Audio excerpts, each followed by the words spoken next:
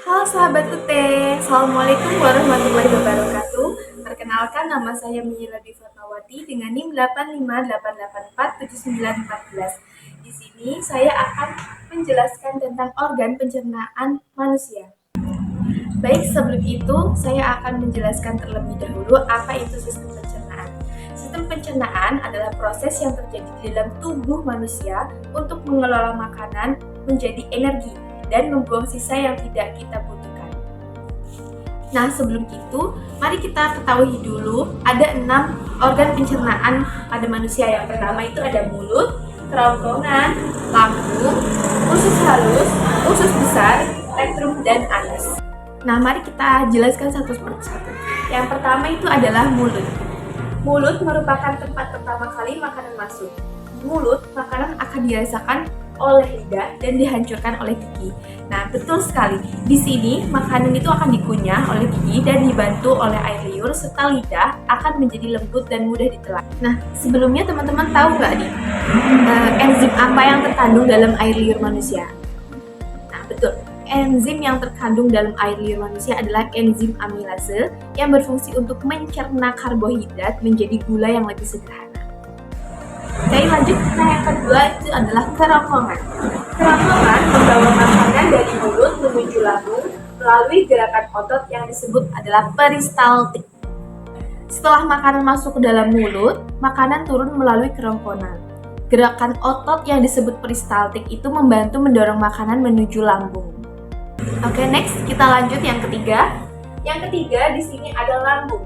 Lambung menghancurkan makanan dengan enzim dan asam lambung. Setelah dihancurkan di lambung, makanan akan terbentuk bubur. Betul sekali. Di lambung, makanan itu dihancurkan lebih halus lagi dengan bantuan enzim dan asam lambung, sampai akhirnya berubah menjadi makanan bubur. Nah, di lambung ada 3 enzim yang terkandung dalam lambung, yaitu yang pertama adalah enzim pepsin, berfungsi untuk menguraikan protein menjadi peptida. Yang kedua, ada enzim renin atau rennet. Lebih fungsinya tuh mengumpalkan protein susu kasein agar lebih mudah dicerna. Kemudian yang 3 adalah enzim lipase. Fungsinya untuk menguraikan lemak, terutama lemak sederhana. Pada lambung manusia juga mengandung HCl yang disebut biasanya kita kenal dengan asam lambung.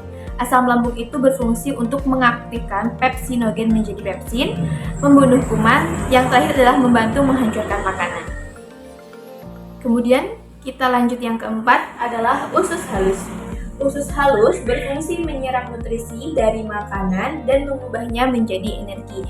Kemudian ketika makanan masuk ke dalam usus halus, di sini tuh tubuh menyerap berbagai nutrisi seperti vitamin, protein, energi yang dibutuhkan oleh tubuh kita. Yang kelima ada usus besar.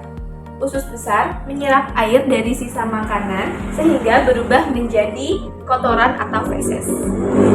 Nah, kemudian apa yang terjadi makanan yang terjadi ketika dalam usus besar? Sisa makanan yang tidak terpakai itu akan masuk ke dalam usus besar. Di bagian ini tuh air kemudian diserap kembali sehingga sisa makanan berubah menjadi feses. Kemudian organ yang terakhir adalah rektum dan anus. Feses akan disimpan sementara di rektum dan dikeluarkan dari tubuh melalui anus. Ya, terakhir itu adalah rektum dan anus. Feses itu disimpan dulu di rektum, kemudian dikeluarkan melalui anus ketika kita buang air besar. Nah, itu dia teman-teman, penjelasan singkat dari saya tentang sistem pencernaan pada manusia. Jadi makanan yang kita makan itu ternyata menempuh perjalanan panjang ya, mulai dari mulut, kerongkongan, lambung, usus halus, usus besar, hingga akhirnya keluar melalui anus. Nah, setiap organ itu memiliki tugas penting agar tubuh kita mendapatkan energi.